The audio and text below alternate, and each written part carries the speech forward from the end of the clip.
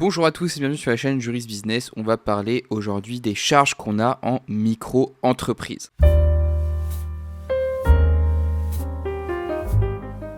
Les charges, par définition, c'est quelque chose qui va venir peser, c'est quelque chose qui va alourdir votre micro-entreprise. Donc forcément, ça va s'imputer sur ce que vous allez gagner à la fin du mois. En micro-entreprise, vous avez plusieurs types de charges qui vont venir alourdir votre chiffre d'affaires. Ce que vous allez gagner ne va pas directement dans votre poche. Il y a plusieurs filtres qui sont les charges. Vous n'êtes pas sans le savoir, vous devez payer des cotisations sociales, soit mensuellement, soit trimestriellement. Le montant de ces cotisations va varier. Pour les prestations de services, qu'elles soient BIC, bénéfices industriels et commerciaux, ou BNC, bénéfices non commerciaux, elles sont de 21,2%. Donc déjà, lorsque vous générez du chiffre d'affaires, pensez que vous allez payer soit mensuellement, soit trimestriellement, un prorata de 21,2% directement à l'URSSAF. Ce prorata est de 12,30% pour les activités d'achat-revente de marchandises et de 6% pour les activités de location meublée de tourisme classé. Donc ce qui va se passer, c'est que à la fin du mois ou à la fin du trimestre,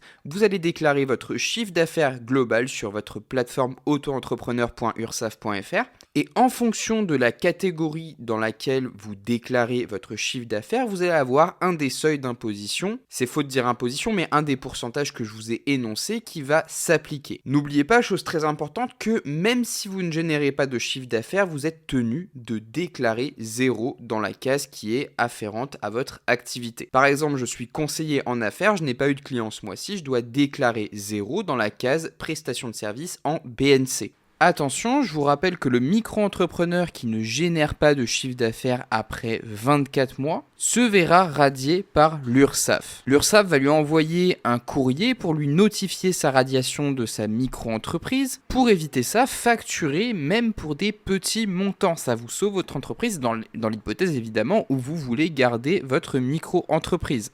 Notez également que ces taux que je vous ai donnés sont indicatifs, puisque si vous avez bénéficié d'une aide à la création et à la reprise d'entreprise, vous bénéficiez d'une exonération de 50% sur tout ça. Donc au lieu de donner 21,2%, 3% à l'URSSAF, vous donnez la moitié. Et cela pendant une période de temps bien définie. Je vous invite à regarder ma vidéo sur l'ACRE. Autre élément à prendre en compte pour les charges de votre entreprise, c'est l'impôt sur le revenu. Puisqu'en tant qu'entrepreneur, l'impôt qui s'applique, c'est l'impôt sur le revenu. Vous payez un impôt sur votre revenu. Et là, un abattement forfaitaire sur votre chiffre d'affaires annuel va s'appliquer. Le taux d'abattement est de 71% pour les activités d'achat-revente et de location de logement, de 50% pour les activités de prestation de services commerciales ou artisanales et de 34% pour les professions libérales réglementées et non réglementées. Le montant restant après cet abattement qui correspond respectivement à 29, 50 et 66% de vos recettes brutes est ensuite soumis au barème progressif de l'impôt sur le revenu. Si vous le souhaitez, vous pouvez également opter pour le versement libératoire. Donc c'est une manière de vous acquitter de votre impôt sur le revenu en même temps que vous payez vos cotisations sociales. Donc vous avez un prélèvement forfaitaire qui est effectué. Dans ce cas, votre impôt est calculé selon un taux fixe qui dépend de l'activité, donc 2,2% pour les activités de prestation de services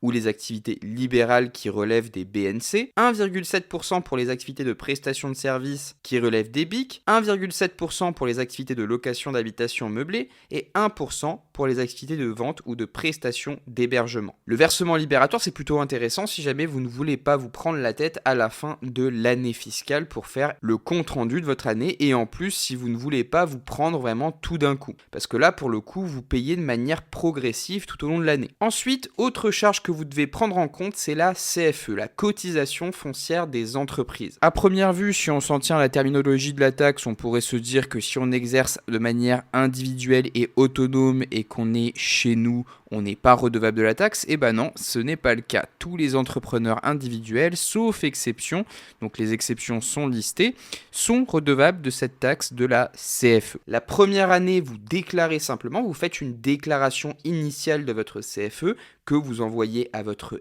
SIE, à votre service des impôts des entreprises de votre région. C'est un impôt local qui est territorial et qui concerne toutes les entreprises, y compris les micro-entreprises, les auto-entreprises, les entreprises individuelles. Là, le taux taux d'imposition va être fixé par chaque commune. Donc ça veut dire que la CFE va varier d'une commune à l'autre. Et petit tips, la CFE de Paris est moins élevée depuis très très longtemps. En moyenne, on considère que la CFE à Paris est une des moins chères de France. Donc il y a pas mal de gens qui vont se domicilier, qui vont domicilier leur micro-entreprise à Paris pour payer une CFE moins importante. Pour un micro-entrepreneur qui débute, on peut trouver une CFE qui va peut-être osciller entre 130 et 200 euros par an. Cette CFE sera prélevée et réglée au plus tard au 15 décembre de l'année. Ensuite, imputez également comme charge les taxes pour les frais des chambres consulaires, donc la chambre du commerce et de l'industrie et la chambre des métiers et de l'artisanat. Donc forcément, ces taxes ne vont pas concerner les professions libérales. Ce sont des taxes qui vont être perçues à partir de la deuxième année d'activité et elles sont proportionnelles à votre chiffre d'affaires, encore une fois. Et je vais vous mettre les taux directement à l'écran pour pas tous les expliciter directement. Là, je vous ai exposé toutes les charges que vous pouvez trouver, évidemment, du point de vue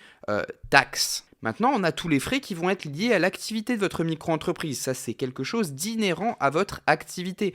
Et on va avoir tous les frais de communication, de marketing, de promotion, parce que vous allez devoir faire de la promotion physique avec des flyers, des cartes de visite, des trucs comme ça, ou alors de la promotion en ligne avec un site internet, avec de la publicité en ligne. Peut-être que vous allez créer un réseau social et vous allez consacrer une partie de vos revenus à faire de la publicité. Mais vous avez aussi des frais qui vont être liés au déplacement que vous allez effectuer. Si vous avez une activité pour laquelle vous devez vous déplacer chez le client, pour le coup, vous allez devoir également prendre en compte les frais de déplacement. Si vous avez une activité par exemple d'achat-revente, prenez en compte tout ce qui va être emballage, les frais de livraison, l'achat des matières premières, bref, tous ces frais fixes qui viennent s'ajouter et qui viennent alourdir notre chiffre d'affaires. Tout ça, ça va vous permettre évidemment de calculer un taux horaire qui vous convient. Sans compter que je ne l'ai pas forcément dit, mais il y a certaines professions pour lesquelles il va falloir prendre une assurance responsabilité civile professionnelle qui va être de plus ou moins, on va dire, 200 euros par an également, et qu'il va falloir amortir sur l'année. Donc il y a vraiment pas mal de frais dans une micro-entreprise. On n'est pas sur quelque chose d'exorbitant, on n'est pas sur, par exemple, une SARL, une SAS, une SASU, ou une société avec plusieurs associés, mais pour le coup, en tant qu'entrepreneur individuel, il y a quand même certaines choses à payer. Et toutes ces charges, il va forcément falloir les répercuter sur les prix. Donc je vous invite à regarder ma vidéo sur la fixation des prix en micro-entreprise.